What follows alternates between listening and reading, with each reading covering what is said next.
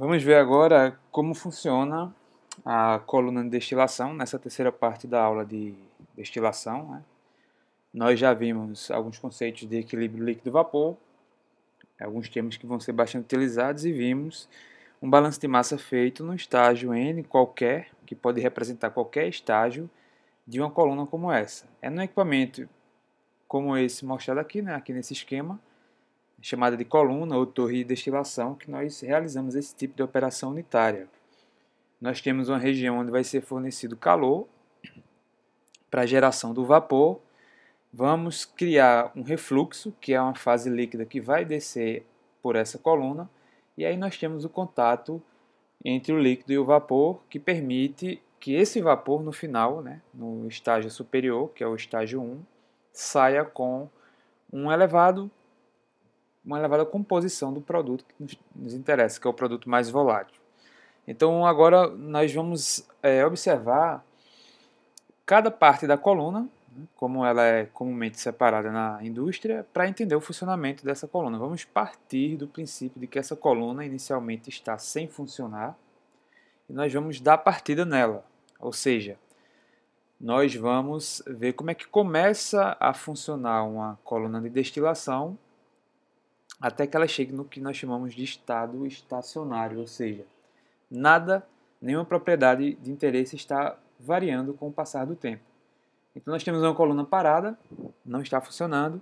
Quando a gente começa a operar essa coluna, ela não está no estado estacionário, porque algumas variáveis vão mudar com o tempo. A principal delas é a composição do produto, que vai mudando com o passar do tempo, ela vai ficando cada vez maior, até que chega um momento que a composição do produto não muda mais, e isso caracteriza o estado permanente ou estado estacionário. Então nós temos aqui alguns detalhes da coluna. Essa seta indica a corrente, a vazão de alimentação, então nós já começamos a ver que a mistura que nós queremos destilar, ela não entra pela parte inferior, ela entra por algum prato em torno do meio da coluna, um prato que fica numa posição intermediária da coluna. E por isso nós dividimos a coluna em duas partes, damos nomes distintos a essas partes da coluna. Acima do prato de alimentação, ou do estágio de alimentação, eu chamo toda a parte superior de seção de retificação. Eu considero que aqui nessa região o meu vapor está ficando cada vez mais rico no componente volátil. Abaixo do prato de alimentação, nós temos a seção de estripagem, onde nós consideramos que a fase líquida é que vai ficar cada vez mais rica no componente menos volátil. Então é como se a coluna de destilação ela fosse dividida em duas partes principais com funções um pouco diferentes. Na parte superior, que é a retificação, é o vapor que está sendo enriquecido com o produto mais volátil. Na parte inferior de estripagem é o refluxo ou o líquido que está sendo enriquecido com o segundo componente da mistura. Então sempre lembrando que nós estamos estudando misturas de dois componentes, mas esse tipo de equipamento ele também é utilizado para misturas multicomponentes. Vamos dar uma olhada inicialmente na seção de retificação. Nós temos aqui a alimentação. Quando a mistura sofre um aquecimento lá na parte inferior e gera o vapor, esse vapor vai subir ao longo dessa coluna. E considerando que a coluna não estava funcionando, nós estamos fazendo a primeira quantidade de vapor dela, nós estamos dando partida na coluna, ou seja, estamos começando a operar uma coluna. Então gerou o vapor passou por várias seções. Vamos considerar também o seguinte, que a temperatura em cada estágio ela é cada vez menor à medida que nós nos afastamos da base da coluna. Por quê?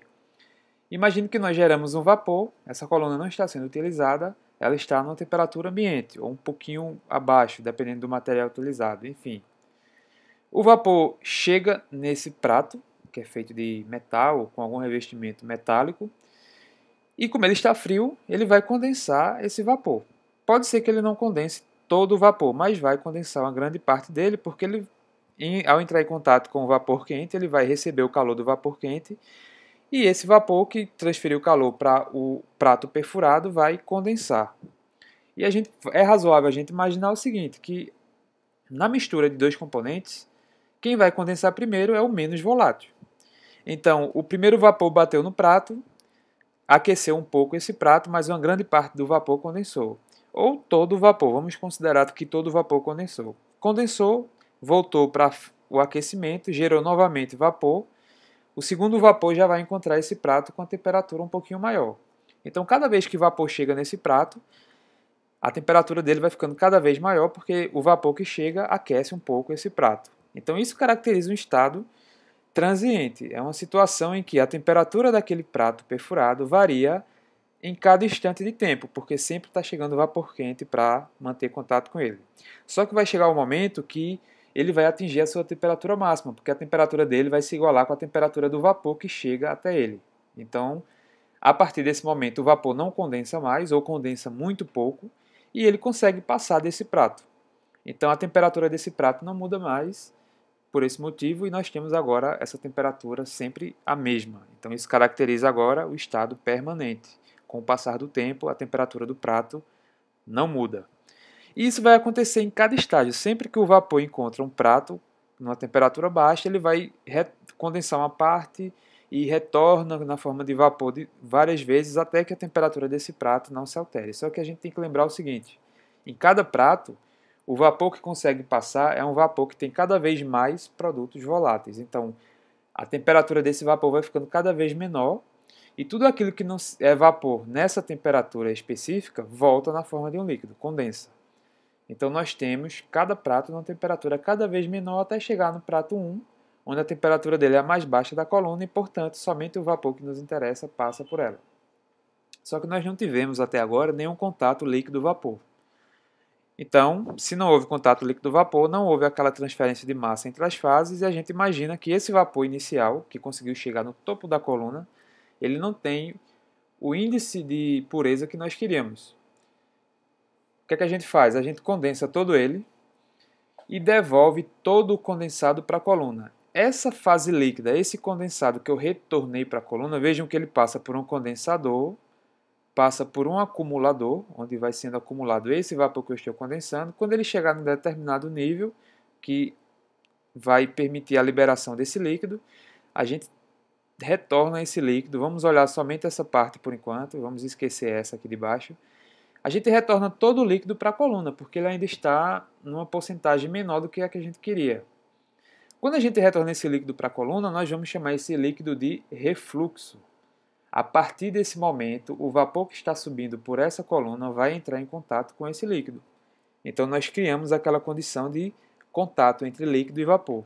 Agora sim, depois de um certo tempo, o vapor, como ele já está em contato com o líquido, ele vai sair no grau de pureza desejado. E vamos observar o seguinte, ó, esse líquido, apesar dele não estar no grau de pureza que a gente queria, ele já tem muito mais componente volátil do que a mistura original, porque nós destilamos ela. Só que a gente não conseguiu uma separação exatamente como planejado. Então esse líquido ele já é rico em componentes voláteis e o trabalho dele dentro da coluna, o papel dele vai ser entrar em contato com o vapor. Como esse líquido tem muito componente volátil, então ele vai transferir bastante desse componente volátil para o vapor. Sempre que ele entra em contato com o vapor em cada estágio, ele ganha um pouco de calor e, consequentemente, esses voláteis vão evaporar e passam para a fase de vapor. Como o vapor está perdendo calor em cada estágio, ele vai condensar os componentes menos voláteis e transfere para o líquido. Então, à medida que o vapor sobe e entra em contato com esse refluxo, ele vai ficando mais rico nos componentes voláteis, e à medida que o líquido desce e entra em contato com o vapor, ele vai ficando mais pobre no componente volátil. Consequentemente, ele vai ganhando mais componentes que não são voláteis. No final, nós vamos ter agora o vapor com a composição desejada e ele não muda mais. Ele vai manter essa composição durante toda a operação. Então, no início, nós geramos o primeiro vapor porque não tinha refluxo e ele não saiu com a porcentagem desejada. Condensamos ele, retornamos todo ele para a coluna, geramos com isso uma fase líquida que nós chamamos de refluxo. E agora a coluna tem as duas fases, o líquido e o vapor. Quando o vapor passar pela coluna agora em contato com a fase líquida, vai chegar um momento em que ele atinge a porcentagem de produto que a gente desejava e essa porcentagem não muda mais, a não ser que ocorra algum imprevisto na operação da coluna. Mas se tudo funcionar corretamente, ele atingiu o estado permanente. A composição dele vai ser sempre a mesma em qualquer momento que a gente meça essa composição. Então é assim que funciona a seção de retificação. Então agora que nós temos o líquido e o vapor em contato dentro da coluna, o vapor sai, ele é condensado no trocador de calor. Esse condensado vai ser levado para o acumulador, onde a gente controla a quantidade de líquido que a gente retorna, que agora não vai ser 100%, né? Só uma parte do condensado retorna, e o restante do condensado a gente tira como produto final. E ele passa por um segundo resfriador. Como a gente vai retornar esse líquido para a coluna, a gente não pode resfriar muito ele nesse primeiro condensador. A gente só usa água fria suficiente para condensá-lo. Aqui nós temos ainda o condensado na temperatura elevada, porque uma parte dele volta para a coluna, então ele não pode voltar frio. E o que não vai voltar para a coluna, a gente tira passando por um trocador de calor para ele sair na temperatura mais baixa. Então é isso que acontece no topo da coluna. O vapor sai, é condensado, vai para o acumulador, uma parte do condensado volta para a coluna como refluxo, o restante é resfriado e é tirado como produto final. Essa é a seção de retificação. Vejamos agora como vai ser a seção de estripagem. Ela basicamente é uma retificação, só que a gente dá ênfase aqui embaixo para a fase líquida. Aquela fase líquida, o refluxo, ela foi descendo a coluna e quando ela chega aqui nessa parte quase metade da coluna, ela já chega com bem menos componentes voláteis do que ela tinha. Consequentemente, ela chega com mais componentes não voláteis do que no início.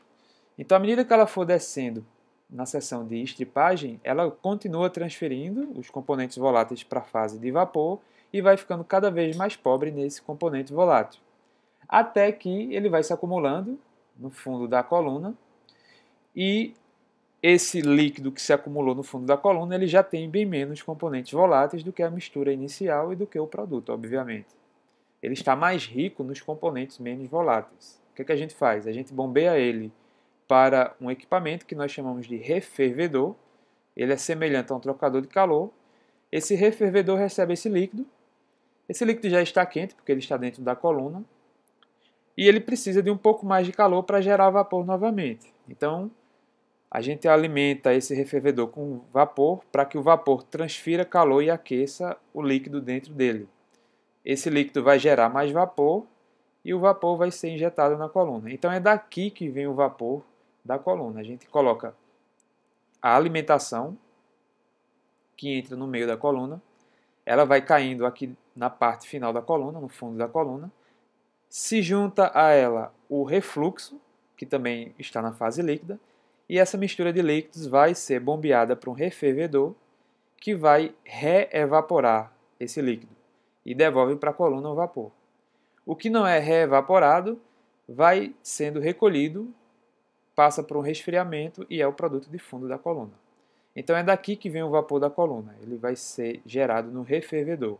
Esse vapor vai subir pela coluna, à medida que ele sobe ele vai ficando mais rico no produto, lá no topo ele vai ser condensado, uma parte volta para a coluna, é o refluxo. Esse refluxo desce novamente para cá, se mistura com a alimentação e esse líquido vai ser evaporado, lançado na coluna e esse ciclo continua durante toda a operação. Aqui nós temos uma operação contínua de destilação. Então, revisando, nós temos a alimentação, que cai para o fundo da coluna, se mistura com o refluxo que desceu por toda a coluna, eles são levados para o refervedor, que gera vapor, que devolve para a coluna. Esse vapor vai subindo por toda a coluna e à medida que ele sobe pela coluna, ele vai ficando mais rico no nosso produto volátil. Chegou lá no topo, ele é condensado, levado para um acumulador, uma parte dele volta para a coluna, este é o refluxo, e o restante é retirado como produto de fundo. Aliás, produto de topo, porque ele está saindo lá no alto da coluna. Então vale notar aqui algumas coisas interessantes que nós consideramos para a economia de energia. Por exemplo, a alimentação ela tem uma temperatura controlada, isso depende do projeto. De onde é que vem o calor que a gente usa para aquecer a corrente da alimentação? Ela vem do próprio produto de fundo. O que saiu daqui e que não volta mais para a coluna vai sair quente. Então a gente passa ele no trocador de calor para ele aquecer a própria corrente de alimentação. Aí a corrente da alimentação sai quente desse trocador de calor e vai para a coluna. E o produto de fundo vai sair frio, então a gente aproveita também essas quantidades de calor.